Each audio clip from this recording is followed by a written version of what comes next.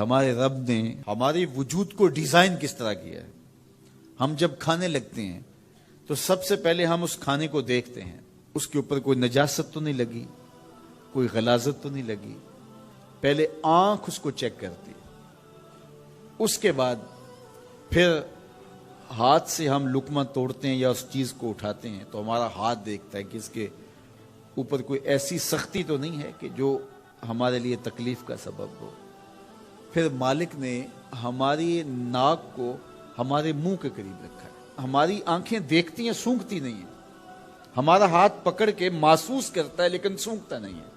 اب اس چیز کو ہم اپنے منہ کے قریب لانے لگے تو سب سے پہلے جو ہے وہ اس کو اس سینسر سے گزارا گیا کہ اس کے اندر کوئی معمولی سمیل بھی ہوئی تو یہیں سے چھوڑ دیں گے۔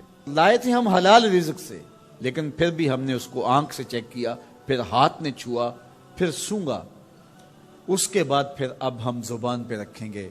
اب ہمارے رب نے زبان کو 3 حصوں میں تقسیم کیا ہے۔ زبان کی جو نوک ہے اس کے اوپر نمکیات کو چکھنے کے ذائقے رکھے ہیں۔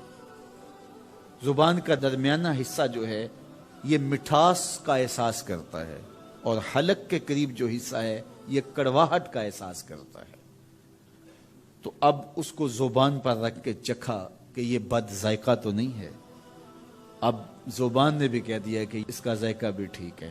اب دانتوں کی چکی میں پیسا کہ اس کے اندر کوئی ایسی چیز تو نہیں ہے کہ جو تمہارے معدے پہ شاک ہو، پھر تمہارے حلق سے نیچے اترا۔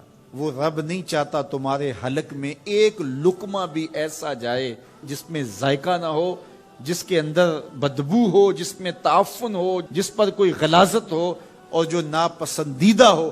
تمہارا رب چاہتا ہے تم طیب لو، ستھرا لو، تاکہ تمہارا ظاہر بھی ستھرا ہے، تمہارے وجود کا حصہ بننے والی غذا جو ہے وہ بھی پاک اور ستھری ہو۔ تمہارا رب تمہیں صاف دیکھنا چاہتا ہے، صاف رکھنا چاہتا ہے۔ یہ تمہارے لیے اس رب کی تلقین ہے کہ تم صاف رہو۔ جو کھانے کا وضو ہے وہ ہاتھ دھونا ہے اور کلی کرنا ہے۔ جب تم کھانا کھانے لگو تو ہاتھ دھو لو اور اس کے بعد کلی کرو اور اس کے بعد کھانا شروع کرو، اور کھانے کے بعد پھر دوبارہ کلی کرو۔ اور ہمیں بار بار مسواک کرنے کی تلقین کی گئی۔ مسواک منہ کو صاف کرتی ہے اور رب کو راضی رکھتی ہے۔